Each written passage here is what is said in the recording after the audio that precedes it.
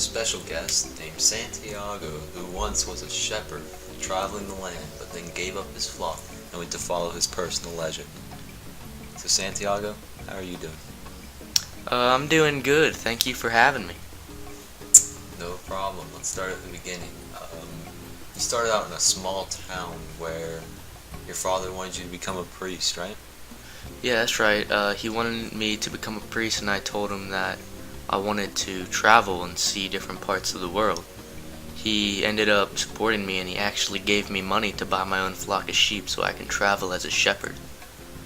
So, did you get to see what you wanted while traveling? Yeah, I did actually, and I was following my personal legend, which led me to some treasure. And once I had found the treasure, I heard a voice from God that told me that He sent me on this journey so that way I could see different parts of the world, like the beauty of the pyramids in Egypt. What did you first think about when you heard about your personal legend?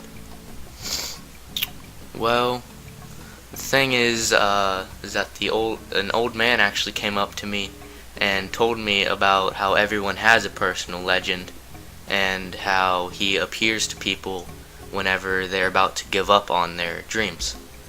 I thought he was just crazy, and he actually turned out to be telling the truth, and he was indeed the king of Salem.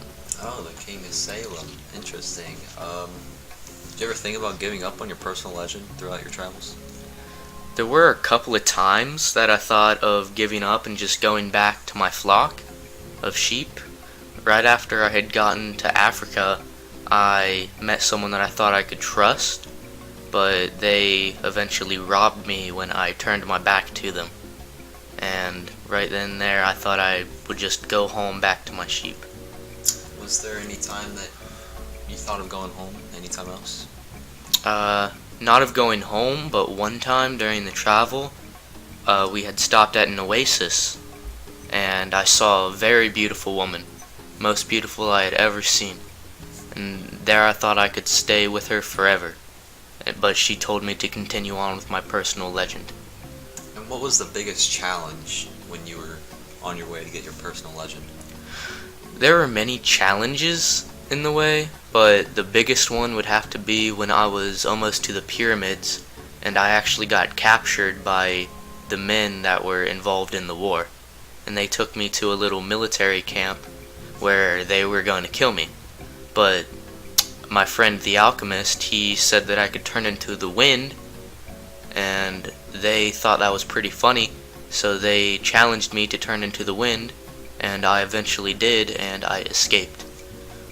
What was the alchemist like? The alchemist was very mysterious.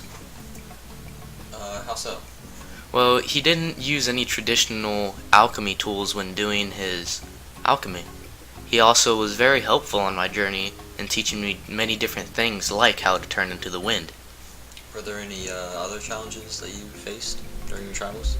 There was another time when I found a job working for a crystal shop.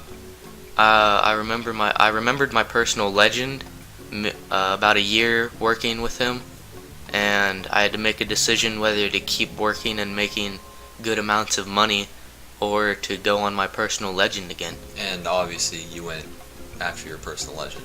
Yeah, but I left the crystal shop in a better place than when I had started working there. Unfortunately, that's all the time we have, Santiago. Thanks for listening to the podcast, guys, and I'll see you next week.